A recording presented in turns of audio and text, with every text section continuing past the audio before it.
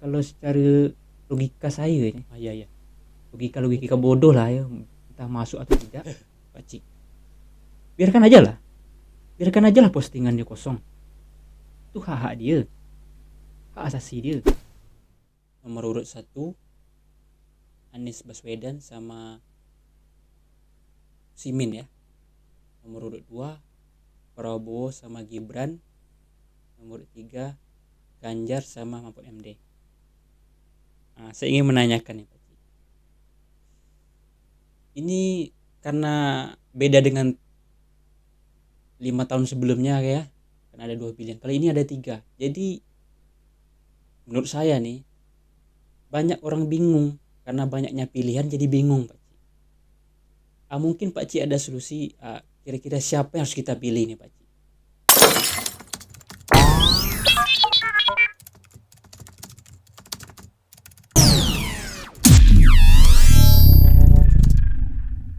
Selamat datang di podcast No Smoking. Sama saya Wirom. Sudah lama sekali tidak melakukan podcast ini. Terakhir 3 tahun yang lalu apa 2 tahun yang lalu ya. Kalau kemarin terakhir dengan Feby itu 3 tahun yang lalu. Terakhir 2 tahun yang lalu podcast, bukan podcast apa tuh ya, oh iya, kayaknya main Ome TV terakhir 2 tahun yang lalu, cari teman di luar negeri. Oke, kali ini adalah podcast pertama saya, itu No Smoking. Seperti biasa ya, No Smoking nanti di akhir akan dijelaskan.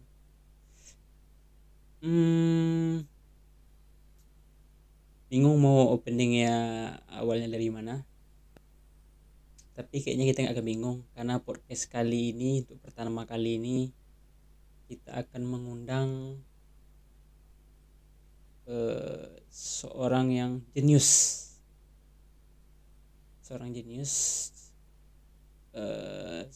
sudah lumayan berpengalaman untuk di dunia media sosial kayak gini.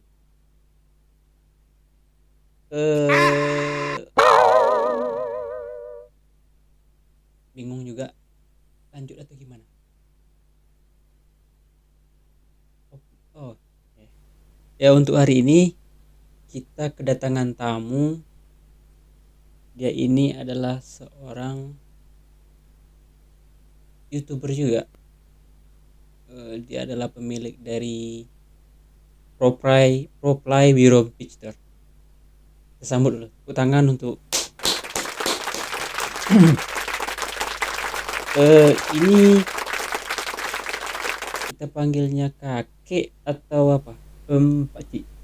Panggil Pak Cik. Oke, Pak Cik. Opening dulu bos.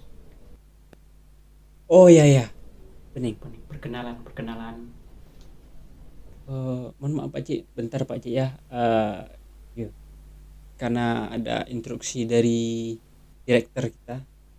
Untuk podcast kali ini ada direktur untuk mengatur pola-polanya. Kita akan melakukan opening dulu. Kita akan memperkenalkan kru-kru yang ikut terlibat di podcast ini. Oke, yang pertama kita akan memperkenalkan, tepuk tangan dulu. Ini dia Waatan. Oh, kurang apa ya? Waatan. Ini adalah seorang direktur, kepalanya tim kreatif ya, dia yang mengatur podcast ini supaya berjalan dengan lancar, sekaligus adminnya ya. Oke, selanjutnya kita perkenalkan lagi, ada namanya Ahmad Dekot. Tangan dulu. Ini kameramen ya. Ya, termasuk hebat untuk kameramennya. Oke. Lanjut lagi. Ada yang namanya Jang Sempot. Kita kasih hapus. Ini adalah bagian dari lighting ya, sekaligus suara ya. Itu masuk hebat juga. Terakhir, ini yang paling penting. Kita sambut dia, ini dia.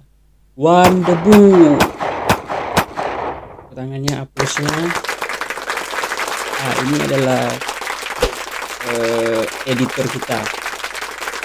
Editor ini sangat spesial ya buat saya ya.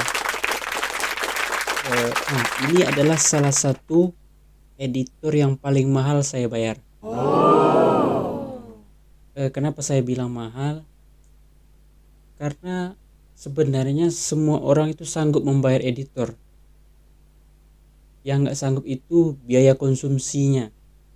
Untungnya editor ini saya dapatkan yaitu nggak merokok, nggak ngopi. Biasa kan orang mengedit itu biasanya suka ngopi, suka ngerokok. Untungnya saya dapat kayak dia yang nggak merokok, yang nggak ngopi. Jadi makanya saya sanggup bayar mahal. Tepuk tangan dulu. One Debu. Satu lagi penting, dia bukan hanya bagian konsumsi aja yang nggak mengurangi kurs dompet kita ya, tapi skillnya itu loh. Skillnya itu tuh mengalahkan PWK sama PDP ya, yang bisa membesarkan kepala tuh. Coba edit dulu, besarkan kepala kita. Oh ya, untuk sebagai informasi, kru-kru kita ini, tim-tim kreatif kita yang ada di sini semua ini adalah kita rekrut dari karyawan Proplay ya. Katanya Proplay ini sudah nggak aktif lagi. Benar begitu, Pakcik? Ya betul. Saya pakai bahasa Melayu tak apa Nggak kan? apa-apa. Melayu Nggak soalnya. apa-apa. Saya juga paham. Lama juga saya magang di bahasa Melayu itu. Pakcik, sebenarnya banyak pertanyaan-pertanyaan yang mau kita tanyakan ya mengenai problem-problem yang ada di Indonesia ini. Mungkin kita akan membahas semuanya dari masalah sosial media, masalah mungkin ke politik juga, mungkin sedikit-sedikit personal. Begini Pakcik, saya ingin memulainya dengan Proplay, salah satu channel YouTube yang Pakcik didirikan. Saya ingin tanyakan, apa tujuan sebenarnya Pakcik buat channel Proplay Wirum Picture? Terus kenapa nggak berjalan lagi? Kenapa berhenti? Begini Bung, saya panggil Bung tak apa kan? Boleh Pakcik. Kalau panggil Bung boleh. Kalau cowok panggil Bung, kalau cewek panggil Bang. Saya mulai dah ni. Dulu waktu saya SMP, saya suka nulis. Saya suka buat konsep, cerita-cerita macam itulah. Jadi waktu saya nak tamat, saya buat konsep lah, buat konsep untuk drama. Iya. Alhamdulillah, drama itu dilaksanakan untuk acara perpisahan saya. Setelah itu saya tamat, saya masuk SMA. Saya nulis juga. Saya suka nulis. Tapi macam mana saya buat nulis, tapi naskah-naskah konsep saya buat tu tak dipakai. Tak tahu kenapa sejak saat itulah saya malas nulis lagi. Tapi setelah saya kenal YouTube, saya terinspirasi lagi. Saya punya semangat lagi. Saya punya semangat untuk buat YouTube. Awalnya saya cuba-cuba. Saya buat vlog. Akhirnya lama-lama saya cuba-cubalah buat lagu. Itulah terjadilah lagu Menunggu Kepastian. Tapi sayang tak sampai 1000 view-nya. Itulah saya malas lagi nak nulis. Oh, tujuan Pak Cik buat YouTube itu sebenarnya untuk buat film. Supaya ide-ide kreatif, tulisan-tulisan Pak Cik bisa dituangkan di dalam film tersebut. Oh, seperti itu. Nah, kenapa Pak Cik tak buat film aja langsung? Buat film di YouTube itu. Kenapa Pak Cik buat? Kan di YouTube Pak Cik belum ada film. Yang baru ada vlog yang pertama saya lihat. Terus ada video klip cuma lagu. Cuma itu aja. Kenapa nggak buat film langsung? Kenapa Pak Cik sudah menyerah? Kebanyakan orang kan 1, 2, 3 video itu kan kalau view-nya nggak mencapai target kan itu biasa. Sebenarnya kan kita harus berproses dulu. Kebanyakan ada orang yang upload video, 1 video, 2 video gagal, nggak banyak view-nya, tapi dia terus melakukannya tuh konsisten. Kan butuh perjuangan. Karena kan butuh perjuangan untuk mencapai view berjuta-berjuta itu. Kenapa Pak Cik? Karena bikin film di YouTube tuh tak cukup 1-2 orang aja. Besar biayanya. Belum waktunya lagi.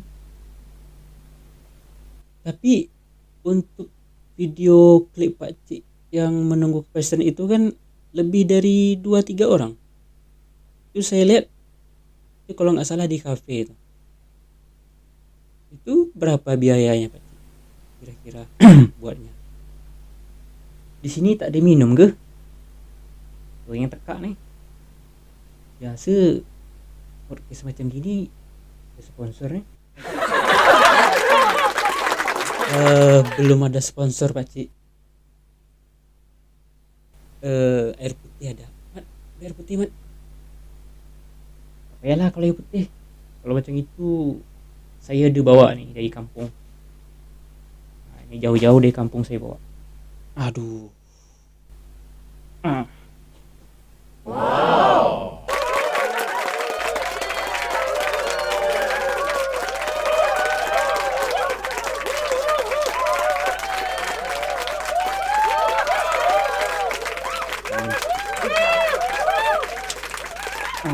Saya bawa jauh dari kampung.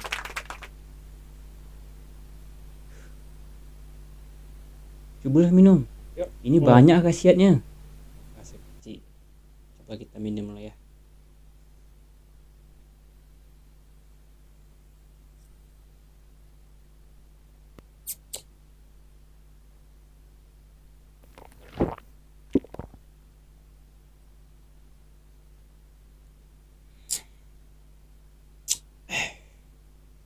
Memang segar airnya.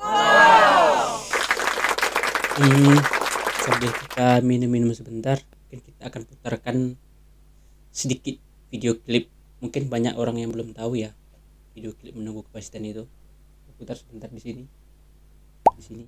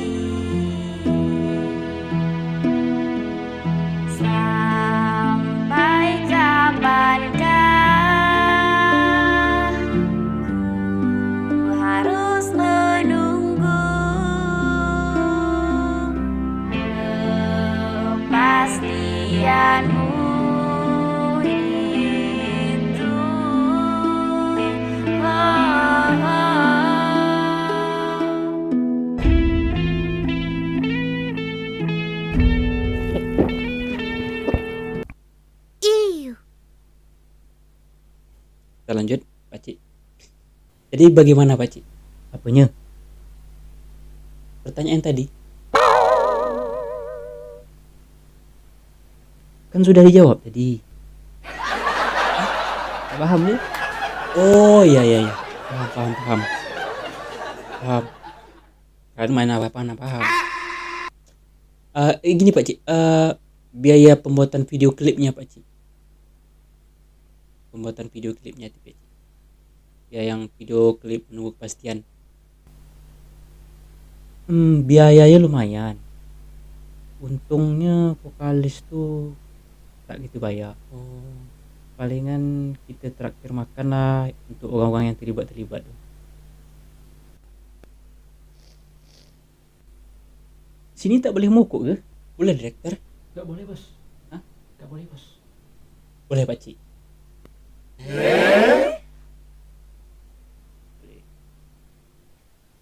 Dah sebab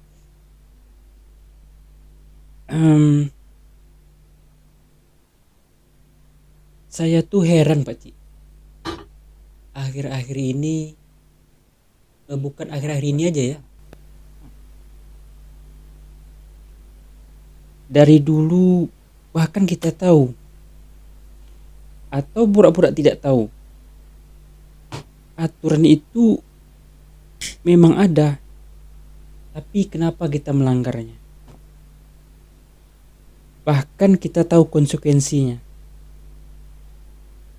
Tidak baik untuk kita sebenarnya, bahkan orang lain.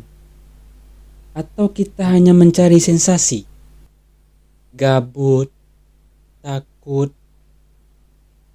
sehingga kita melanggarnya. saya waktu SMP suka ingat kata-kata ini. Kalau tidak salah,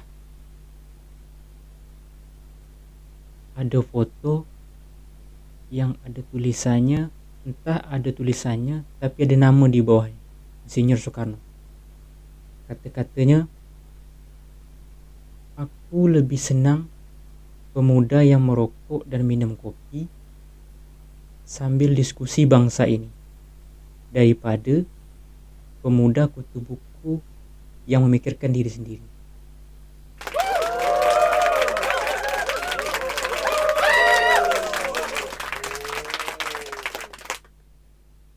Oke.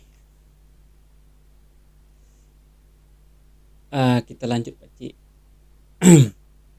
Saya tertarik tadi karena Pak Cik sudah bawa kelapa ini kan. Saya tertarik ingin membahasnya karena saya dapat info juga kalau nggak salah harga kelapa ini sedang tidak baik-baik saja. Mungkin ada yang belum tahu juga. Ada kelapa Inhil ini itu adalah singkatannya dari Indra Giri Hilir. Inhil itu Timbilahan ibu kotanya. Indra Giri Hulu, Inhu itu Rengat ibu kota. Kalau nggak salah, iya pakai Pak Cik. Jadi kelapa Inhil ini adalah kalau nggak salah itu julukannya hamparan kelapa dunia. Ya, hamparan kelapa dunia. Juga dijuluki Inhil ini negeri 1000 parit. Ya, hamparan kelapa dunia. Saya tertarik ingin membahas ini Pak Cik.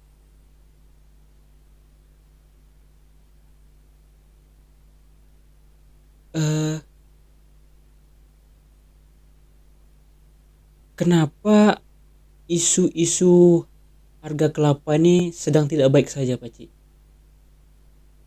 Apa penyebabnya Pak Cik?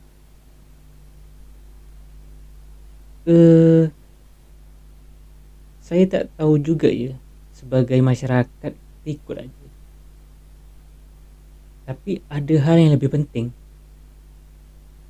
Hampir 80% penduduk di Inhil ini bergantung pada kelapa. Jadi kalau kita sekarang nih harga kelapa itu murah, banyak terdampak. banyak yang kena. Dari segi pendidikan, berapa banyak anak tak sekolah, harga apa turun. Belum untuk makan minum lagi. Bayang ke 80% penduduk di Nihil tu bergantung pada kelapa. Berarti sisanya 20% tu tidak bergantung pada kelapa. Bisa jadi sisa tu PNS atau hal-hal yang lain, atau nelayan. Tapi kan lebih banyak kan 80%. Jadi kalau harga turun tidak cukup dengan bantuan aja.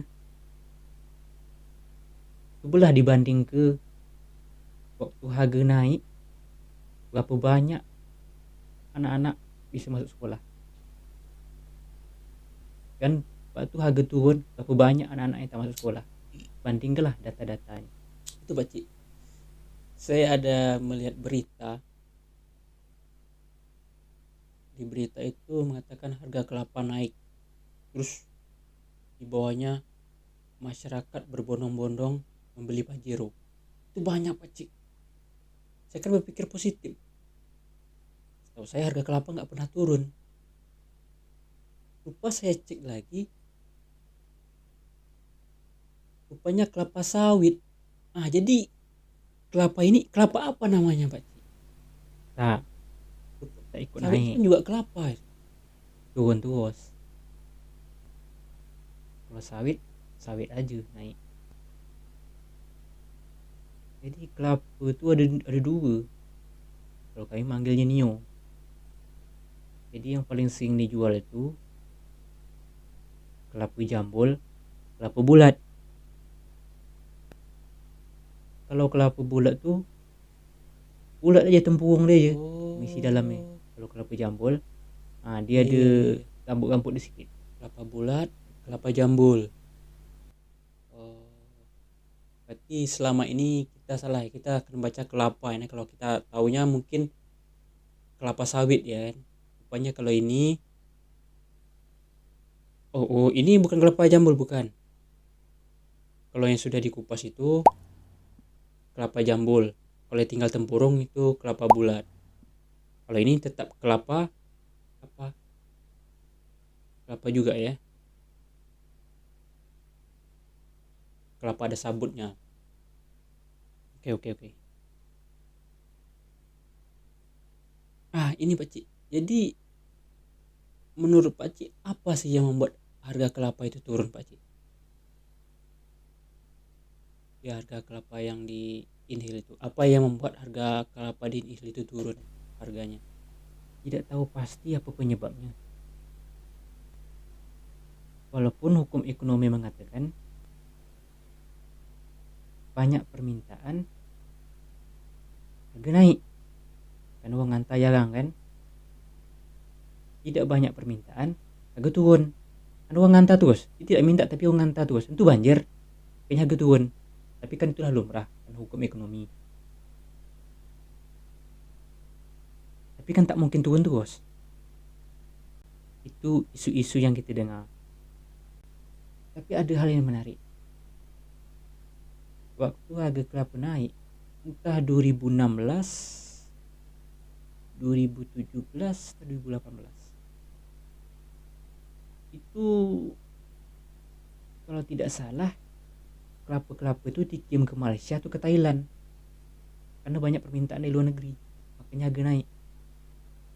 Tapi setelah tak ada lagi kapal-kapal Malaysia, kapal-kapal Thailand tuh masuk, harga turun.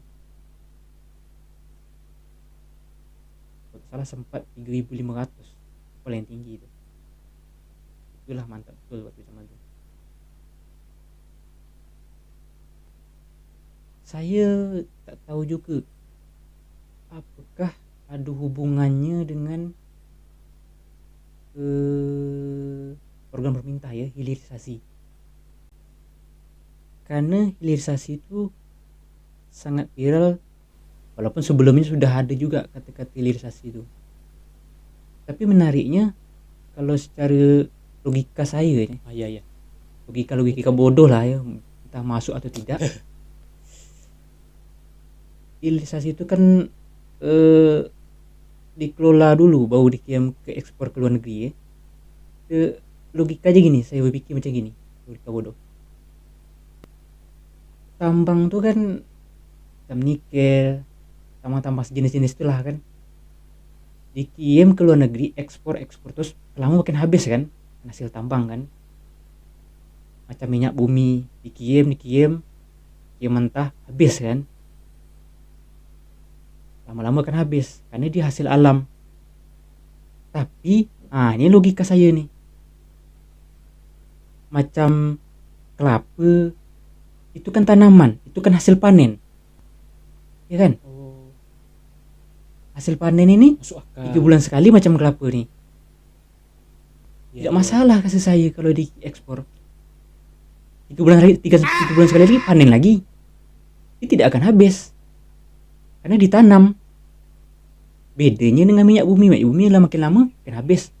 Macam tambang nikel makin lama makin habis kalau diekspor terus. Nah, jadi menurut saya kalau kelapa nih tidak perlu diolah lagi sebenarnya. Tak perlu dihilirisasi. Itu logika bodoh saya sih. Karena bayangkan kalau dihilirisasi dulu, khususnya untuk penduduk inhil, berapa banyak yang terdampak. Kalau tambang macam nikel, macam minyak bumi wajar, karena dia kalau tidak kita tahan, kalau tidak kita olah di sini, itu akan habis. Karena itu bukan hasil panen, itu memang ibarat gunung, kita kuuk habis. Tapi kalau kelapa memang dia tuh pokok berbuah, panen 3 bulan sekali, nanti 3 bulan lagi panen lagi, itu yang kita ekspor. Nah, itu logika bodoh saya macam itu. Oke, Pakcik, saya ingin next pertanyaan. Apa pendapat Pakcik tentang masa depan Indonesia dengan perubahan iklim? Ini sedang lagi naik-naiknya permasalahan perubahan iklim di dunia. Oke, sebenarnya perubahan iklim tuh tak jauh dari hutan ya. Macam Ya. ada yang mengatakan kutub utara telah mencair, itu penyebab juga. Yang lebih banyak kejadian itu kan hutan terbakar, karena banyak faktor. Tapi saya mengambil kesimpulan macam ini untuk masa depan Indonesia. Ya, mungkin perlu adanya kebijakan dari pemerintah. Kita ambil contoh kelapa. Kelapa ni kalau tidak distabil ke harga dia, kalau tidak naik, seandainya macam contoh di Indragiri Hulu Rengat. Sekarang nih kalau masuk ke Indragiri Hulu, itu sekarang nih kita kan tahu kalau di Inhu tuh banyak pohon karet, pohon getah. Dulu seingat saya pohon karet, pohon getah tuh kalau kita nebas, hati-hati kita nebas yang anak-anak yang baru tanam tuh. Takut karena susah nanam dia. Sekarang nih tak takut lagi, habis ditebang orang. Kenapa? Harga getah turun. Harga getah tuh jauh betul meleset. Sekarang olah banyak nanam sawit, karena harga sawit menjanjikan. Walaupun naik turun dia masih stabil. Bayangkan, hutan kan banyak di Inhu tuh, hutan-hutan getah. Lah habis ditebang, mungkin dibakar, entah mungkin macam mana, ditanam sawit. Kekuatan kan berbukit-bukit tuh di Inhu tuh, tanah dia kan. Kalau seandainya lah ditebang semua kan, kekuatan dia kan tak ada lagi kalau seandainya ada hujan longsor. Akar getah tuh kan kuat. Kalau sawit nih entahlah akar ada kuat tidak. Kalau untuk apa ya, kalau bahasa kata orang tuh, kalau di pohon tuh mengandung oksigen tuh sekian persen gitu. Kalau di sawit entah ada tidak tahu juga. Kalau bayangkan satu inhu tuh sawit semua itu, ada tidak oksigen, tak tahu juga saya apakah ada pengaruhnya untuk perubahan iklim.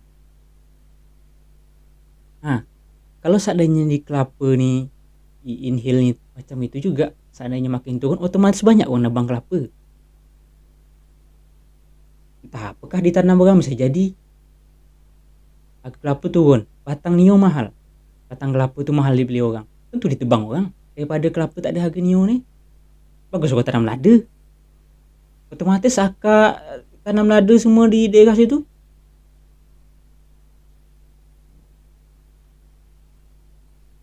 Bisa jadi pengaruh juga, di inhale tak ada lagi pokok kelapa, hilang. Ada tanam lada semua, karena lada mahal. Seandainya lada jadi mahal, seandainya kan orang tanam lada sana atau mencari lada. Bayangkan lahan sebesar 12.000 hektar tuh ditanam lada. Jadi kan tepi laut tuh makin lama air makin naik. Nah, hutan pun makin ada lagi. Karena akar kelapa itu kan kuat. Nah, itu pemikiran saya. Nah, itu saya tak ngambil jauh-jauh perubahan iklim itu, tak jauh di situ. Jadi you harus buat aturan buat saya. Ya kalau saya melihat tak jauh-jauh masa depan Indonesia, ya masa depan harga kelapa juga, khususnya daerah inhale. Saya belum bisa membayang ke inhale tuh tanpa ada kelapa. Ini lagi Pak Cik, ada juga isu-isu yang lagi apa juga lagi naik daun nih.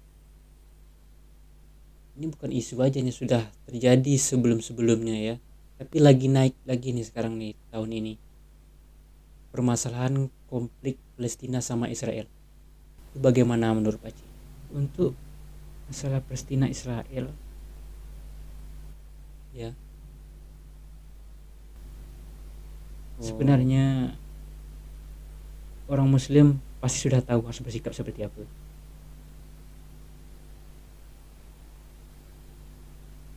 Kita doakanlah saudara kita muslim tuh semoga masuk surga.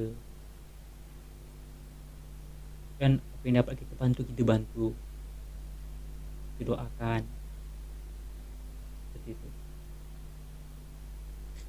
Ya Pak Cik, kita akan beralih ke media sosial ya.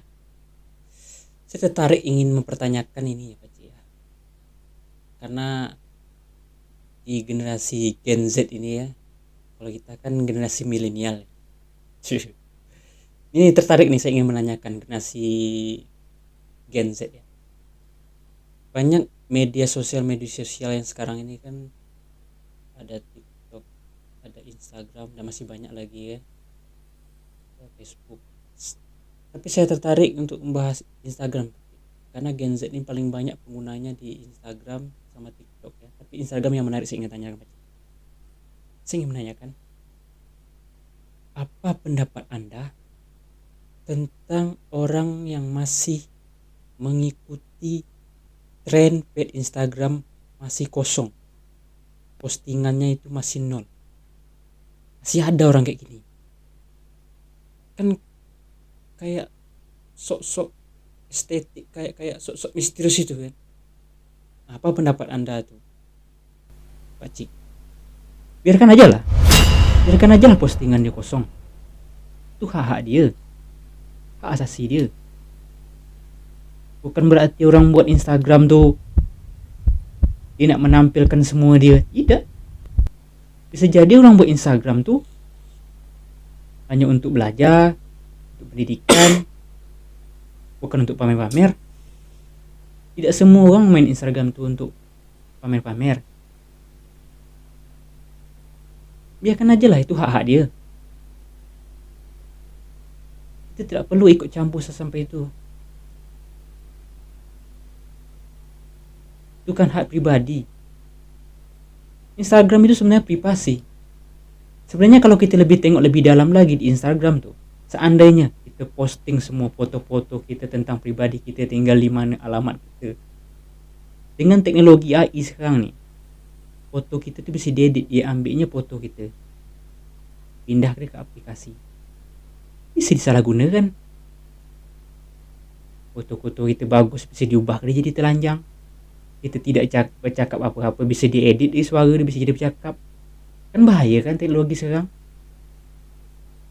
Jadi tidak bisa kita samakan. Sejadi dia menghindar hal yang macam itu. Ada satu hal yang saya khawatirkan media yang kita gunakan saat ini. Kita mudah men-scroll hal-hal yang pendek. Banyak media-media yang pendek itu kita scroll tanpa kita tahu sumber aslinya, tanpa kita melihatnya lebih dalam, apakah itu editan atau asli atau hoax. Karena di dunia digital kita lebih suka yang pendek-pendek. Ada info sedikit kita share, info sedikit kita share. Tidak tahu, tidak melihat lebih dalam. Itu saya khawatir bisa jadi itu editan, itu mudah percaya. Itu yang saya khawatir. Yang paling banyak sering terjadi itu di Facebook menurut saya. Paling sering terjadi hoax. Karena orang buka Facebook terjadi di situ. Paling sering lah saya tengok, paling sering. Tahu juga ya kenapa keamanan Facebook ini. Tapi paling sering saya tengok hoax paling banyak di Facebook. Di Facebook aja, tapi paling sering sih saya tengok dari foto diedit ya macam itu. Oke. Kita beralih ke pertanyaan. Oke Pak Cik, saya ingin menanyakan tentang personal nih Pak Cik. Ini mungkin agak sedikit sensitif, tapi harus ditanyakan Pak Cik. Begini, di umur Pak Cik yang sekarang ini, kenapa masih juga belum menikah? Seharusnya aku yang bertanya. Kenapa di usia macam itu belum juga lagi? Apa lagi? Tunggu apa lagi? Jangan tunggu nunggu usia macam ini. Belum menemukan. Oke, kayaknya kita skip ya pertanyaan ini. Ini senjata makan tuan. Oke, ini Pak Cik, ini pertanyaan terakhir.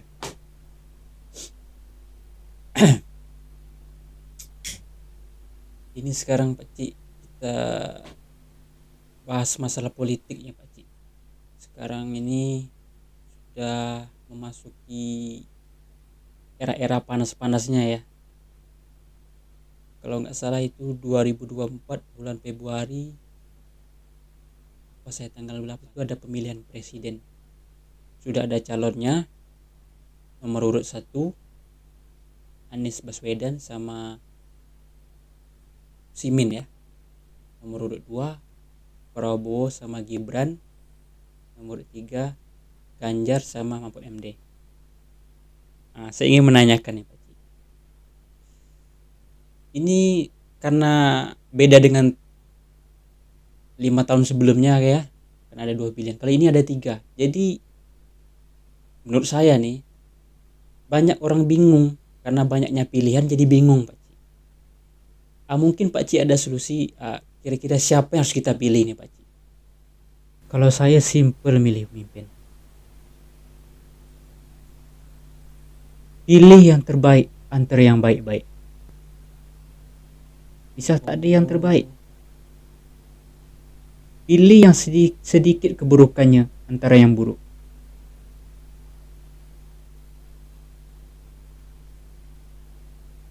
Kalau tak dapat juga dua-duanya, pilih yang di belakangnya. Siapa yang terbaik antara di belakangnya tuh? Kan ada yang belakang yang mendukungnya tuh. Begitu sebaliknya. tak ada yang terbaik yang di belakangnya, pilih yang manis sedikit keburukannya tuh antara yang pendukungnya tuh. Catat, pakai buku catat. Bisa tuh pasti di track recordnya bisa dicatat. Simple kan? Kalau saya macam gitu ya, catat buku. Itu kalau saya milih mungkin.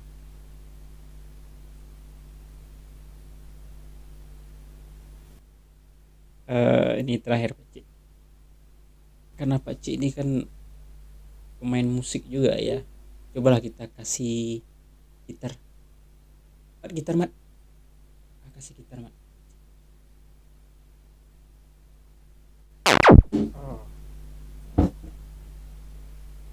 Ini gitar lah lama. Sudah lama sekali Pak Cik Tadi sudah nggak belum setel. digunakan gitar. Ini yang unik. Biasanya tuh orang bisa menciptakan lagu dengan gitar gitu. Aku lupa.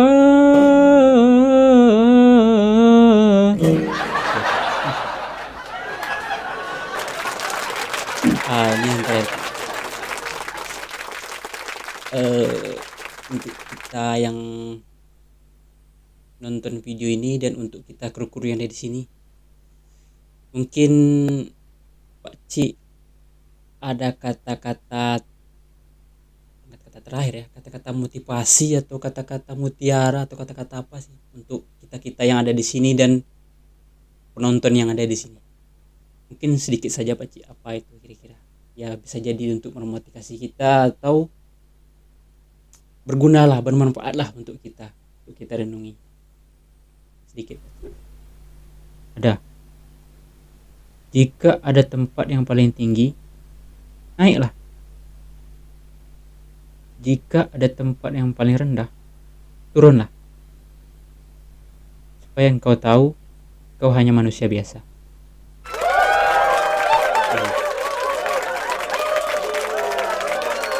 Oke, terima kasih Pak Cik. Sudah meluangkan waktunya untuk hadir di podcast No Smoking.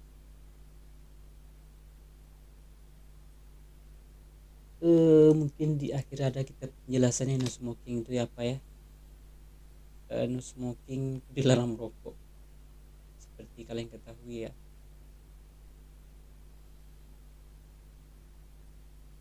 Banyak orang yang melanggar padahal sudah ada aturannya. Apakah pura-pura tidak tahu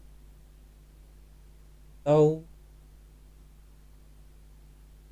mungkin tulisan Inggris, seharusnya tulis Indonesia dilarang merokok, salah juga.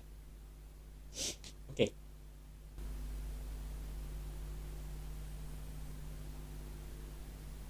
Terima kasih Pak Cik atas luang waktunya. Terima kasih.